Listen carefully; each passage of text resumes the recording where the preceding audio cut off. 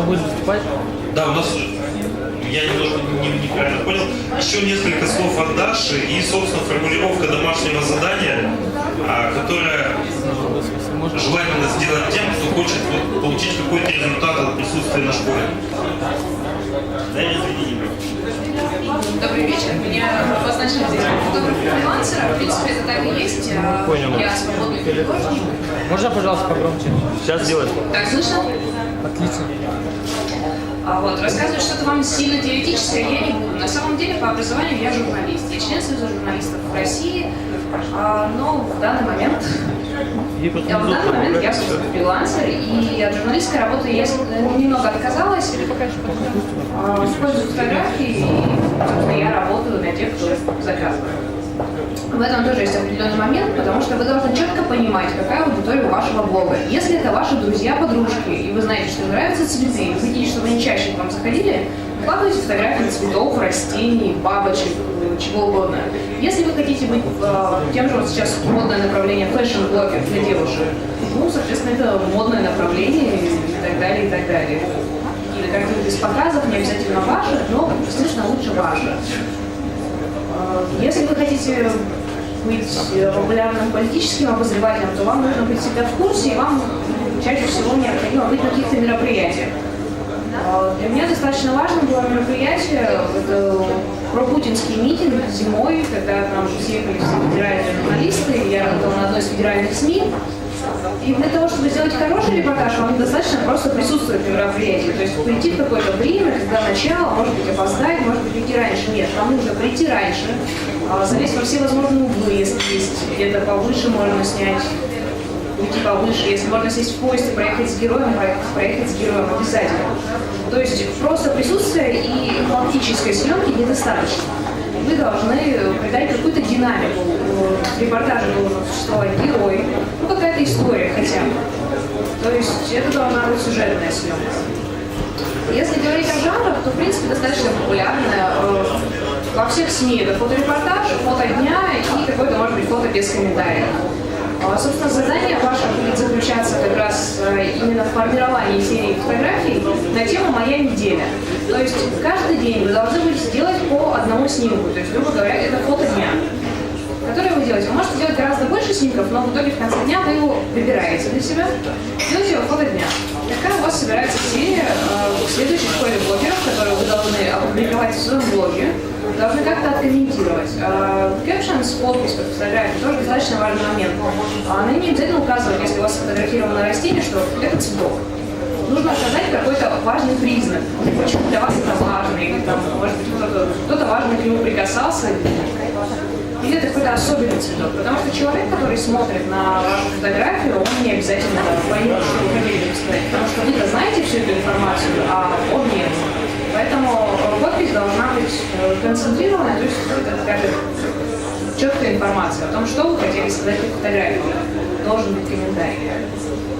И, соответственно, все недели будут сравниваться, и будет выбрана лучшая неделя по вашему общему мнению. То есть это некое соревнование. Вот. Наверное, если есть какие-то вопросы относительно моей работы или просто фотографии, могу решить, да. Что? Ну, я выкладывала свои фотографии в ЖЖ. То есть у меня, то есть это было... Вот эти фотографии, Олег? Эти фотографии, предлагаю, сейчас секунду, тут даже все было на экране. Предполагается, что выложите у себя в ЖЖ, поставите метку, что фото дня под каждым постом, чтобы вы могли видеть именно эти посты, а не те, которые у вас между ними. И добавится в сообщество, то есть вы добавляете в сообщество, вы включаетесь в эту программу. Я вам даже сразу скажу, что в любом случае обзор будет от Георгия Мамарина номер раз. И выбор его лучшего фото дня. Все остальные имеют право тоже высказать свое мнение. Если будет какими-то, у кого-то будет очень много комментариев, то мы скажем, а вот этот недельный репортаж вызвал больше всего комментариев. Ну, на самом деле посмотрим, что будет получаться. Как минимум один обзор будет точно, и сделан он будет не позже, чем в понедельник вечером. То есть если вы выложите что-то еще во вторник, мы этого уже не увидим. Адрес сообщества будет в группе ВКонтакте. Группу ВКонтакте нашли почти все, да? Кто хотел?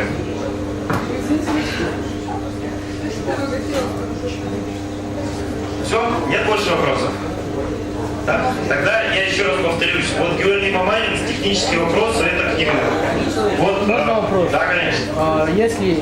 Если вообще у вас советы для только начинающих блогеров? Да, совет для начинающих блогеров, во-первых, четко понимать, какую аудиторию вы хотите привлечь. То есть вы хотите, чтобы вас читали все, или вы хотите какую-то узкую специальность. Хорошо бы определиться со своей темой. Ну, можно дать какую-то широкую тему, конечно, но лучше специализироваться на чем-то. И если вы выкладываете фотографии, не выкладывайте очень много, делайте отбор фотографий.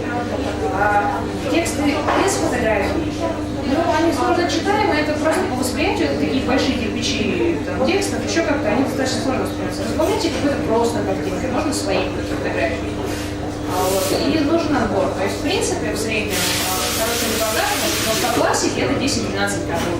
То есть самых таких четких и так далее. Но чтобы заинтересовать и привлечь своего читателя, вам тоже нужна какая-то яркая, сочная картинка, концептуальная, которая в начале и дальше будет, соответственно, показывать свой фоторепортаж. То есть нужно четко понимать, чего вы хотите. Потому что хотите чего-то необъятного невозможно. Вот. У меня, например, фотоблог, который я вела, он сложился совершенно стихийно, потому что я, в принципе, журналист, мне эти вещи не нужны. Мне достаточно моей работы, которая была. Вот, и одно полезное знакомство вот так может привести к фотоблогингу, и потом вы уже не закончится, собственно.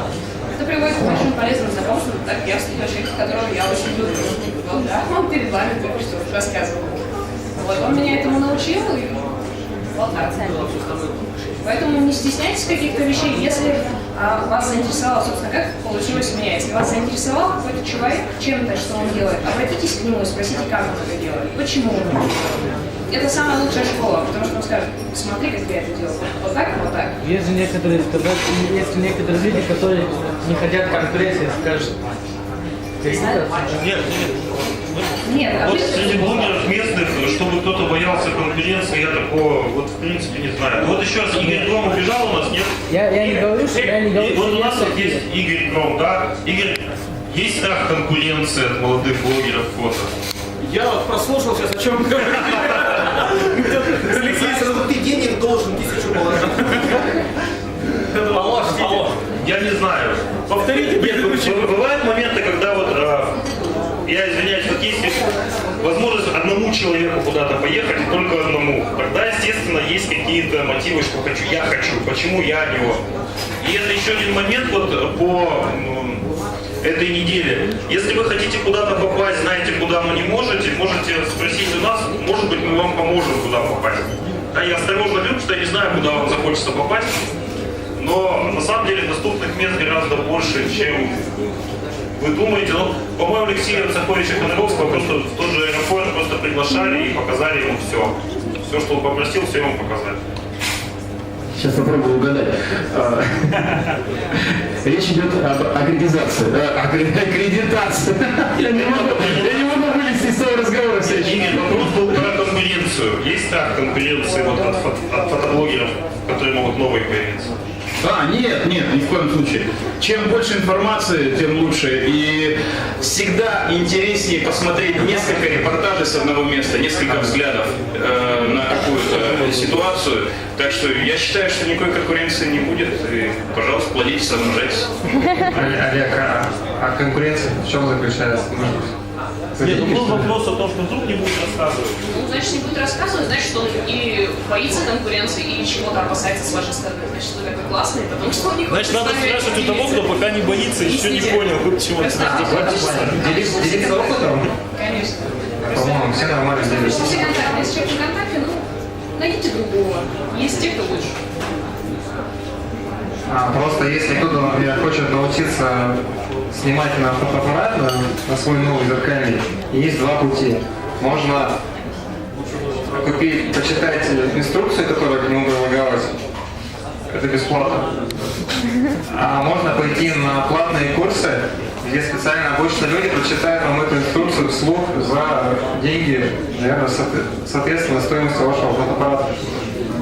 Ну это кому как. Можно найти действительно человека, который может вам спокойно все рассказать и бесплатно. И, там, ну, в общем, по-разному. Конкуренции здесь вот в этом плане, наверное, нет. Если человек не захочет рассказать, просто не будет ничего говорить. И все. Олег? Вон Полина есть, да? Но я думаю, она пока не будет с конкуренцией. Нет, я не очень понимаю, может быть, конкуренция, но бесплатная. Это что, на затрату? На затраты? Ну да, действительно. Ну вот, если очень хочется что-то сфотографировать, какую Микрофон. сумму это может стать? Ты о чем сейчас? Фотограф? Да. В смысле? В смысле? Сколько я заплачу, чтобы сфотографировать? Ну да. Чтобы куда-то там доехать, По-разному. если очень сильно требует. Ну, не знаю, кого как. Ну, вот такое вообще так я бесплатно сделал. Нет, ну, если вы хотите на какую-то съемку попасть, и есть люди, организаторы мероприятий, с которыми вы договариваетесь, спросите у них, возможно, у них есть возможность довести вас до места, если вы хотите куда-то далеко. Если даже близко, у них тоже может быть такая возможность. Ну, если у них такой возможности нет, они вам об этом скажут, но они скажут о том, что они заинтересованы в вашем присутствии и что-нибудь для вас придумают. Нужно просто разговаривать. На самом деле много есть информационных агентств, которые устраивают всякие мероприятия, они бесплатно с удовольствием собирают людей и возят их. Вот, например, все садятся в автобус где-нибудь около какого-то торгового центра, всем известного. Потом всех обвозят, всех фотографируют и привозят обратно на это же место, это бесплатно. Много инфотологов. Давайте порекламируем рекламу. Не знаю, что такое. Это кушать. Ну и нужно, наверное, отсеивать. Если вас кто-то начинает звать, нужно понимать, стоит ли туда вообще идти. Например, вот у меня было такое совершенно странное предложение поснимать конкурс мойщиков окон. Многие сняли, кстати. Там хватало фотографов. Я не понимаю, что это было. Я действительно отказался. Ну, потому что как можно стоять внизу и снимать, как люди где-то там. Их наверх пустили. Вверх пустили? Сквозь окно? Крыша. С крыши снимали? Нет?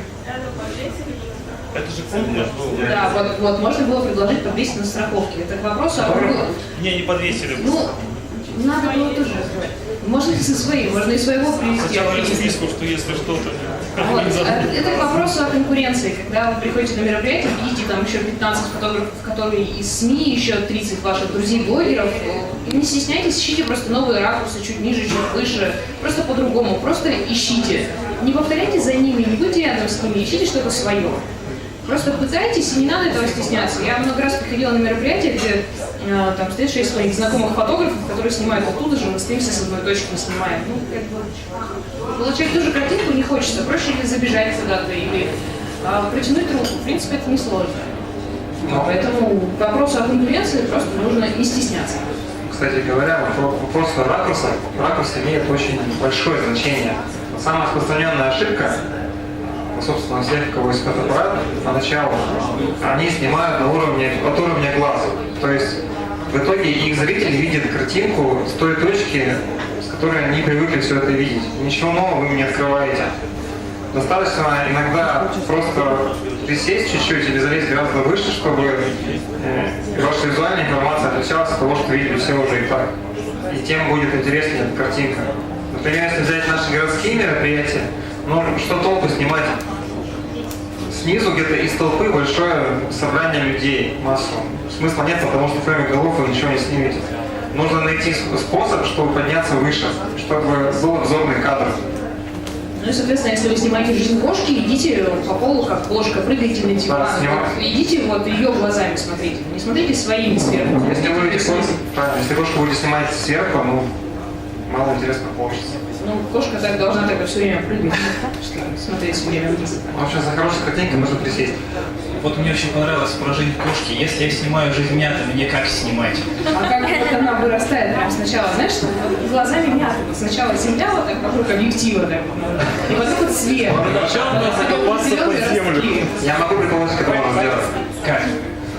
У тебя мята растет или что? У меня растет мята на окне, я ее фотографирую. Хорошо, поставь на статью мыльницу и таймлапс делать. Ну, в смысле, с определенным интервалом времени будет делать по одному кадру. Ты где-то гуляешь, а у тебя репортаж снимается. Я бы думал, Ой, ну это жесть, что? Это уже затрата. Да нет, можно, действительно можно сделать такую прикольную штуку, как ставите у любой мыли сейчас есть такой режим. Съемка по интервалу. Программируете, ставите на одну точку и потом через сутки смотрите ваш небольшой мультик, удивляетесь тому, как ваш цветок закрывается, раскрывается. Точно. Почему? Это вопрос вам метит. Гоша, ты, наверное, думал, что мы не ответим на него, да?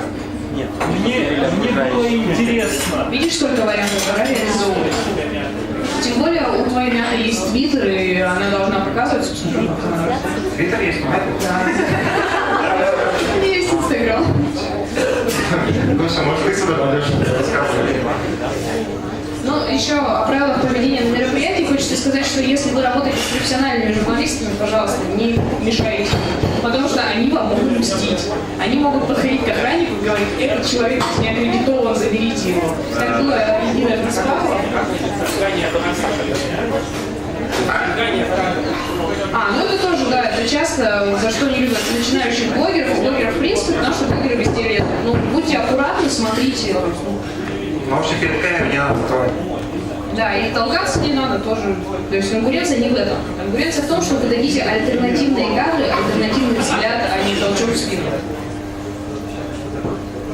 Ну, еще бывает, когда какое-то мероприятие, когда приезжает какая-то шишка, не знаю, чиновник, высокий с охраной, охрана может вас толкать. Иногда больно. То есть к ним лучше близко все-таки не пристраиваться. Чего не случай? Да, у меня был прекрасный случай на эту тему. Я снимала концерт, посвященный памяти Ельцина в Дивсе. И там есть предложено, ну, у меня аккредитация, то есть все как положено, все прилично. И я поднимаюсь немного выше, чтобы снять там ракурс, аудиторию, толпу. Ну, и меня начинает спихивать охранник просто на основании того, что просто вот здесь випы. Ну и все, пришлось его убеждать, походу, вот так, пока он меня спихивал, с рюкзаком сверху, да, объяснять, показывать, вот еще мои документы. А в итоге я выбила у него, конечно, возможность сделать один кадр, но в этот момент выключили свет в зале, и поэтому мне пришлось искать альтернативные ракурсы для того, чтобы снять то, что я хотела. Еще момент, если кто-то хочет действительно заниматься фотографией, то есть такая распространенная ошибка, которую тоже многие начинают применять. Они начинают свои фотографии, свои шедевры выкладывать на общее обсуждение, на форумы. Это кошмар. Особенно вот форум на Е1, там сидят профессионалы, которые, профессионалы в форуме теме, которые профессионально отбивают все желание заниматься какой-либо фотографией, в принципе. Лучше свои первоначальные работы не показывать этим людям. И Тёме Лебедеву. О как, я не пробовал. Еще один момент есть у начинающих, они любят ставить большие логотипы на фотографиях, занимающих полфотографии, еще что-то. Что я могу посоветовать? Если фотографии какие-то важные, вы на них можете пометить дату, место, еще какие-то вот такие базовые вещи, так маленько в уголочке. Информация. Да, какая-то базовая. Чтобы не подписывать ее под каждую фотографию, просто вот пометить. Не надо подписывать свои шедевры на всю фотографию. Человек, который к вам заходит на вашу же страницу, он знает, куда он зашел, поэтому не надо ему еще раз прописывать адрес сайта. Если вы хотите себя подписать, подпишите где-нибудь сбоку, почти не видно, чтобы это не отвлекало от вашей картинки. Потому что человек сразу будет видеть: логотип, что это? Звезда, видно, что начинающий. Лучше этого не делать. Если хочется, то тихонечко, с уголочка, с краешка, прозрачным шрифтом, потому что если вашу фотографию своруют, стереть эту авторскую подпись, дел нет. И не обязательно своруют. Ничего не становится. Я буду вернуться к заданию, и вопросы какие-то ближе к домашнему заданию с ним связанные задать. По подписи, на самом деле, вопросу любимый, Полина его интересовалась. Правда, ваши фотографии все равно украдут, если они что-то из себя представляют. И на самом деле по Москве, насколько я знаю, ситуация очень простая. Вы пишете письмо, Если вы использовали мою фотографию, вот мой счет, или вы перечисляете сейчас 10 тысяч рублей, и как правило, перечисляют сразу москвичи. Вот местные в лучшем случае поставят вашу подпись. У меня был случай, когда из фотографии 900 точек по длинной стороне печатали баннер, сделали календарь для салона. Я с ужасом об этом узнал. Ну, тут обратный вопрос и предложение ко всем блогерам. Не воруйте чужой контент, ставьте ссылки, ставьте указания на авторство. И к вам будут относиться так же. Если вы воруете чужой контент, будут воровать ваш. Ну, это правило хорошего тона сетевого. Да, и еще просьба Гоша, расскажи об адаптации фотографий в интернете, то есть чтобы не выкладывать полноразмерные, большие, гигантские фотографии, а вот небольшие, чтобы их можно было удобно просматривать. Вот это технический момент. Ну, это, собственно, если вы снимаете какой-то объект, который есть изображен на кадре, то иногда фотоаппараты, они захватывают по информации немножко больше, чем сам объект съемки. Тогда имеет смысл лишнее удалить, обрезать. Я не имею в виду, что можно вырезать прям очень плотно. Просто, чтобы визуально ваш зритель воспринимал вещи, вашу информацию, нужно немножко подрезать. Лишние поля, края убрать. Жуткий технический вопрос, на самом деле, Это важно. Это акцент, на самом деле. Просто акцент. И, естественно, не нужно выкладывать, если вы снимаете коды. Тоже встречаются репортажи, с одного мероприятия 100 фотографий, и 30 из которых один человек просто в разных эмоциях. Он так сидит, но это никому не интересно на самом деле. Кроме этого человека, которому это можно... Да ему тоже, наверное, может он скажет, зачем я такой фигню снял. И так много еще и выложу. Да, еще и выложу. Это девушке обижается. Не только. Так что лучше выбрать, отсортировать и выложить только самое вкусное, самое интересное. Тогда у вас будет больше зрителей, к вам потянутся. Да, если относительно домашнего задания говорить, то это специально именно фотосерия, чтобы не ограничивать вас жанром, чтобы вы не были вынуждены делать репортаж там, где его нет, или снимать какой-то другой жанр там, где его нет. Просто серия важных для вас каких-то знаковых моментов, которые вы запечатлели. То есть серия чем отличается? Это именно объединение тематикой, это может быть техническими средствами, которыми вы это делаете. То есть поэтому, чтобы не ограничиваться жанром и не заставлять вас бежать туда, куда вы не можете прибежать, то есть на какое-то мероприятие, еще что-то. Или все время снимать только свой пост, как надо. Можно, для примера, взять каждую, в качестве бреда, не знаю, с одной точки перекрестка 8 марта Малышева снимать в одном ракурсе, не знаю, улицу в одно и то же время, 12 часов 00. Потом все эти фотографии сложить вместе, посмотреть, динамику, что меняется, может все одно и то же. Вдруг что-то поймаете. А можно каждый день просыпаться и фотографировать себя. Это ужасно. Это уже было несколько лет 10, да, он снимал себя каждый день. Потом смонтировал видео из своего лица. Но видео в одной позе старался быть. Он там брился, отращивал волосы, чего он только не делал. И народ очень радовался. Но опять же надо понимать, что особенно поначалу вам хочется, вы выложили фотографию, к вам пришли и сказали, о, классное фото, да? Неважно, кто-нибудь сказали, пусть скажут, что плохое, что сказали. А тут подождать 10 лет, чтобы потом, допустим, вообще никто не заметил. Не все смогут. Да, это, в общем, было бы немножко обидно. У нас есть какие-то общие вопросы, которые для всех интересны? Нет? Тогда еще раз напоминаю про завтра, про здесь спорят, и мы переходим к более доброму общению, более близкому. Да.